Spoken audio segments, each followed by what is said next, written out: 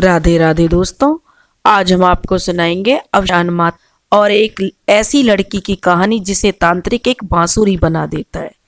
अगर आपको हमारी कहानी पसंद आए तो प्लीज़ हमारे चैनल अपनी संस्कृति को लाइक करें, सब्सक्राइब करें और शेयर करें। एक गांव में एक राधिका नाम की लड़की अपने 3 भाइयों और भाभियों के साथ रहती थी। वह बहुत ही संस्कारी थी, बहुत पूजा पाठ करती थी। जहाँ पर भी जाती, जहाँ भी पूजा होती, सब में वह शामिल होने की कोशिश किया करती थी। लेकिन उसकी भाभियों को उसका पूजा पाठ करना बिल्कुल पसंद नहीं था। राधिका जब बहुत छोटी थी तभी उसी के माँ बाप का देहांत हो गया था और उसकी जिम्मेदारी वह तीनों भाइयों पर छोड़ गए थे। तीनों भाई भी अपनी बहन को बहुत प्यार करते थे। वे उसे बहन कम और बेटी ज़्यादा मानते थे। बिल्कुल बेटी की तरह उसकी हर इच्छाओं को मानते और बहुत ही लाड़ प्यार से उसे रखते थे। लेकिन उसकी तीनों भाभियों को वह फूटी आंख नहीं सुहाती थी। तीनों भाभियों और उसके जो भाई उसे प्यार करते थे, मतलब उनके जो पति थे, अपनी बहन को इतना प्यार क्यों करें, यह उनसे बर्दाश्त नहीं होता था। लेकिन अपने पतियों के आगे वह कुछ बोल भी नहीं पाती थी। अब जो बहन थी, भाई उसे इतना प्यार करते थे, वह अपनी भाभियों को भी बहुत चाहती थी और अपनी भाभियों के साथ घर के कामों में हाथ बटाती। वह बहुत सुघड़ थी, बहुत अच्छी संस्कारी लड़की थी। खाना भी वह बहुत अच्छा बनाती थी। जब वह उसके भाई उसके बोलते थे कि हम तो राधिका के हाथ का खाना खाएंगे, तो उसकी भाभियां जल भुन जाती थीं। उसके भाई उसके हाथ के खाने को बहुत पसंद करते थे और बड़े चाव से खाते थे। इसलिए राधिका भी अपने भाइयों के लिए बहुत प्यार से खाना बनाया करती। वह भाभियों के लिए भी खाना बनाया करती थी। पूरे परिवार के लिए खाना वही तैयार करती। खाना बनाने के लिए वह एक तालाब पर जाती, वहाँ से पानी लेकर आती और फिर भोजन तैयार करती थी। यह उसका नियम था और उसके भाई भी खूब स्वाद लेकर उसका खाना खाया करते थे। लेकिन भाभियां दिन रात उससे जलन रखती थीं और हमेशा सोचती कि यह कब यहाँ से निकलेगी। उसे तरह तरह से प्रताड़ित करने की कोशिश करती, लेकिन भाइयों के आगे उनकी एक भी नहीं चलती थी, क्योंकि बहन भाइयों में अटूट प्यार था। एक दिन छोटी भाभी ने किसी तांत्रिक से मिलकर आई और वह अपनी दोनों बड़ी जेठानियों से बोली कि मैंने एक उपाय सोचा है। हमारे गांव के बाहर एक तांत्रिक बाबा रहते हैं जो बहुत पैसे लेकर, बहुत लालची किस्म के पैसे लेकर वह कुछ भी कर देते हैं। तो मैंने उनसे राधिका के बारे में बात की है। उन्होंने कहा है कि वो कुछ गहने जेवर लेंगे और राधिका को तुम्हारे जीवन से हटा देंगे और तुम आराम से अपनी ज़िंदगी जीना। तो वह छोटी बहू की बातें बड़ी बहुओं को भी पसंद आई और उन्होंने उसकी हाँ में हाँ मिला दी। अब उन्होंने तांत्रिक बाबा से मिलने तीनों गई और उन्होंने बताया कि हमारी जो ननंद राधिका है वह रोज सुबह तालाब से पानी लेने आती है। तो तांत्रिक बाबा ने कहा कि आप निश्चिंत होकर घर जाओ और जो उन्होंने धनराशि तय की वह उसे दे दो। और वे तीनों बहुएं घर पर चली गईं। अगले दिन राधिका अपने भाइयों के लिए खाना बनाने के लिए तालाब पर पहुंची तो उसने देखा कि तालाब में पानी बहुत कम है। आज ऐसा कैसे हो गया? तांत्रिक बाबा ने अपनी तांत्रिकी विद्याओं के कारण उसमें पानी को थोड़ा कम कर दिया था। तो राधिका जैसे अंदर की तरफ तालाब में चली, तालाब में अंदर गई कि पानी तो भरना नहीं, तो खाना कैसे बनाऊंगी। तो एकदम से पानी का वेग आ गया और उस तांत्रिक बाबा ने उसको, राधिका को पकड़ लिया और उसे पकड़कर उसे एक बांस के पेड़ में परिवर्तित कर दिया, क्योंकि उसके पास तांत्रिक सिद्धियां थीं और वह उन सिद्धियों का गलत प्रयोग कर रहा था। तो उसी तालाब के किनारे वह एक पेड़ के रूप में बन गई, जो कि एक बांस का पेड़ था। अब बेचारी क्या करती, उसी में अपने भगवान का ध्यान करती और मुक्ति पाने का कोई उपाय सोचती कि कोई कैसे उसकी मुक्ति कराए।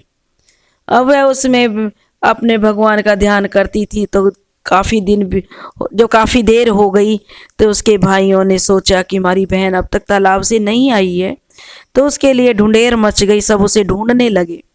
सब ने कहा कि हमने उसको तालाब की तरफ तो जाते देखा था, लेकिन लौटते हुए नहीं देखा। अब भाइयों भाभियों ने कहा कि उसके भाइयों से शायद हो सकता है तालाब में डूब गई हो सकता है। और भाइयों ने विश्वास कर लिया कि हमारी राधिका तालाब में डूबकर मर गई है। उन्होंने बहुत रोए, बहुत विलाप किया, लेकिन वे हकीकत नहीं जानते थे।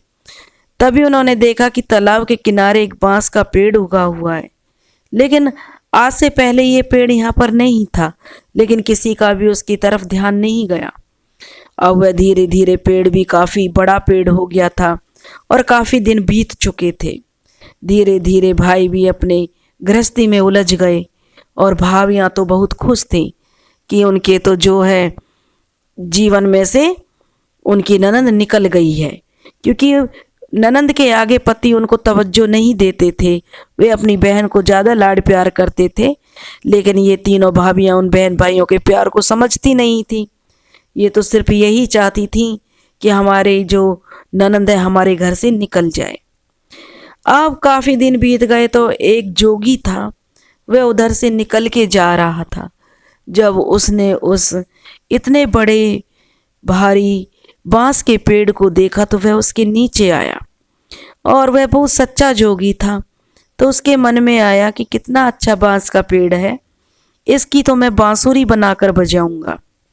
जैसे ही वह धीरे धीरे उस बांस को की एक डाली को तोड़ने लगा तो उसमें से आवाज़ आई, भैया धीरे तोड़ो, मुझे दर्द होता है।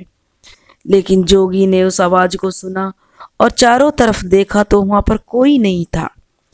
फिर उसने सोचा कि यह मेरे मन का वहम है, और उसने एक डाली को तोड़ लिया।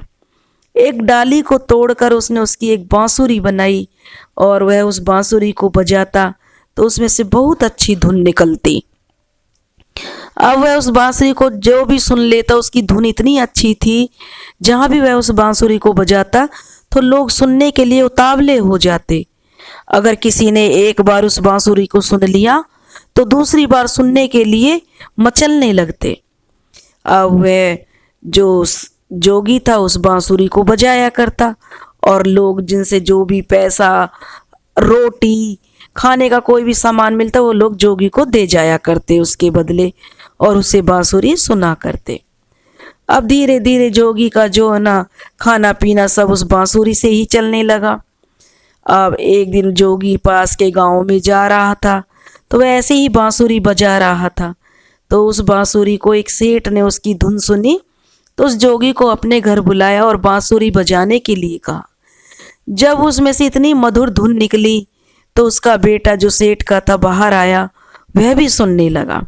सेठ को वह धुन इतनी पसंद आई तो वह कहने लगा कि इस जोगी को जरूर इनाम देना चाहिए, इसने बहुत अच्छी बांसुरी बजाई है। सेठ का लड़का बोला कि ये बांसुरी, जोगी से बोला कि ये बांसुरी आपने कैसे बजानी सीखी, इसमें से इतने अच्छे सुर निकलते हैं, इतनी अच्छी इसकी धुन है, मुझे भी ये सिखा दीजिए। तो जो जोगी था वह कहने लगा कि मैं खुद आश्चर्यचकित हूँ कि इस बांसुरी को मैंने कभी पहले नहीं बजाया, पहली बार ही बजाया, तब भी इसमें से इतनी सुरीली धुन निकलती है।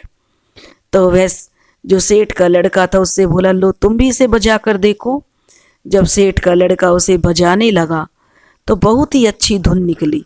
सेठ का लड़का भी बहुत आश्चर्यचकित हुआ, क्योंकि उसने भी आज से पहले कोई बांसुरी नहीं बजाई थी।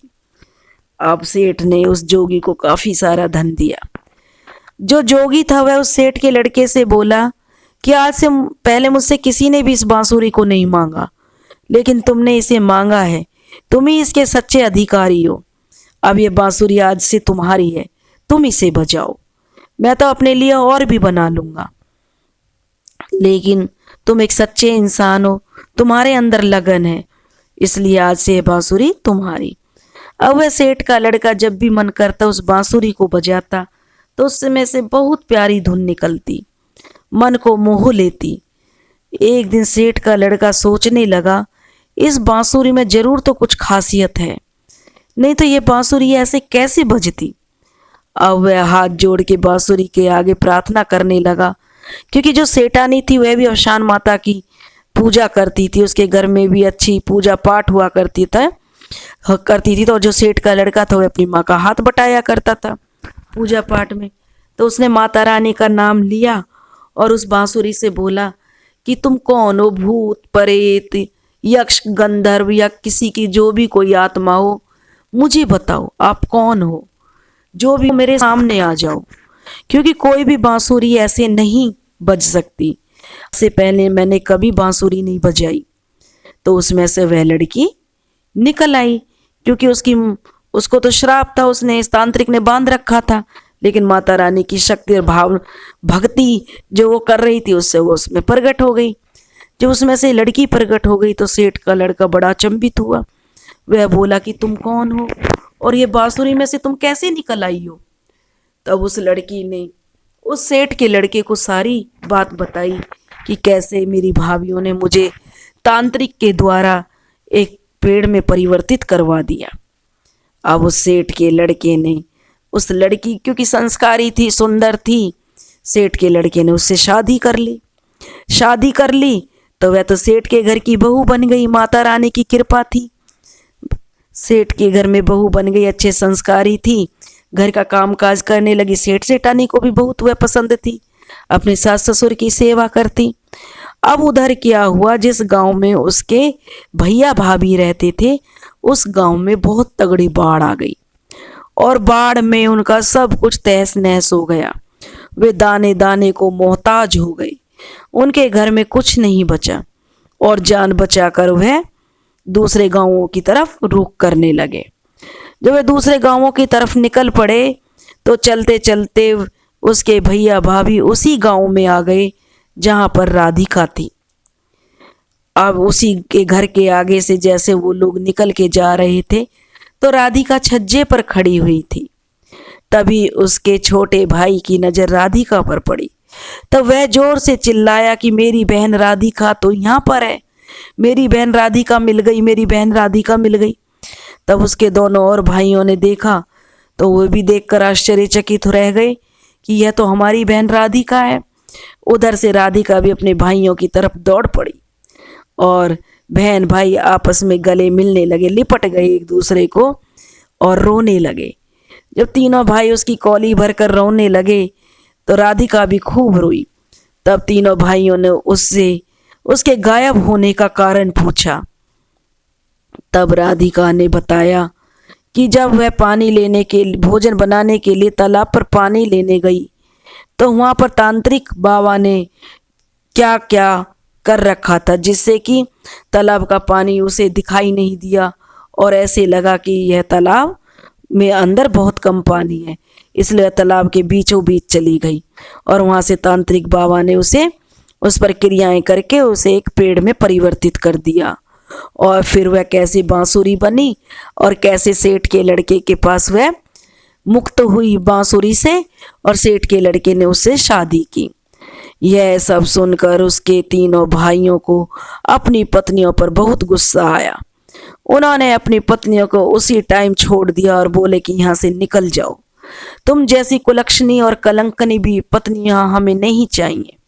जो हम बहन भाइयों का प्यार नहीं समझी, जो हमारी बहन के साथ इतना बुरा कर सकती हैं, वे हमारे साथ भी कुछ भी कर सकती हैं। तुम तो पत्नी कहलाने के लायक ही नहीं हो, हमें तुम्हें नहीं रखना है। और उनको धक्के मारकर उनके पति उन्हें दूर भेजने लगे। लेकिन जब पत्नियों को, जो उसकी भाभियां थीं, उनको अपनी गलती का एहसास हुआ तो वे राधिका के पैरों में गिर पड़ी और राधिका से माफ़ी मांगने लगी और कहने लगी, राधिका हमने तुम्हारे साथ बहुत बुरा किया, जिसकी सज़ा हम भोग रहे हैं। हम दाने दाने के लिए मोहताज हैं, कई कई दिनों से हमारे पेट में अन्न का दाना नहीं गया है, हम बिल्कुल बर्बाद हो गए हैं। राधिका तुम्हारे ही पुण्य का प्रताप था जो हम इतने फल फूल रहे थे और तुम्हारे जाते ही हमारे ये दिन हो गए। तो राधिका को अपनी भाभियों पर दया आ गई और उसने अपनी भाभियों को और भाइयों से बोला कि भाभियों को माफ़ कर दें, और भाइयों से कहकर उसने अपनी भाभियों को माफ़ कर दिया और खुद भी उनको माफ़ कर दिया। और उन्हें पूजा पाठ करने के लिए कहा। अवशान माता की महिमा बताई तो उन लोग जो भाभियाँ थी उन्होंने भी मन्नत मांगी कि हमारा भी रहन सहन का कोई जगह मिल जाए तो हम भी माता रानी की पूजा करेंगे। अब धीरे धीरे राधिका उन्हें अपने घर ले गई। वहाँ पर उनको भरपेट भोजन कराया और उनके रहने के लिए गांव से थोड़ी आगे बंदोबस्त किया। अब वहाँ पर वे लोग रहने लगे। धीरे धीरे उन्हें काम भी मिलने लगा और अब उनकी गृहस्थी भी जम गई। अब उसकी भाभियां सुधर चुकी थी और सच्चे मन से वे राधिका को चाहने लगी थी। राधिका भी उनके पास आने जाने लगी क्योंकि राधिका की तो शादी हो गई थी। वह तो अपने पति के साथ बहुत खुश थी। वह अपने भैया भाभियों के पास आने लगी। अब अपनी भाभियों को भी वह पूजा पाठ में करवाती और बुलाती। तो यह देखकर उसकी भाभियां भी अपने घर माता रानी की पूजा करवाने लगी, जिससे उनके दिन फिर सुख के दिन लौट आए। हे अवशान माता, जैसे तुमने उस राधिका की लाज रखी, उसको धन सुख वैभव सब दिया, ऐसे ही इस कथा कहने वाले और कथा सुनने वालों को सबकी मनोकामनाएं पूरी करना। बोलो अवशान मैया की जय।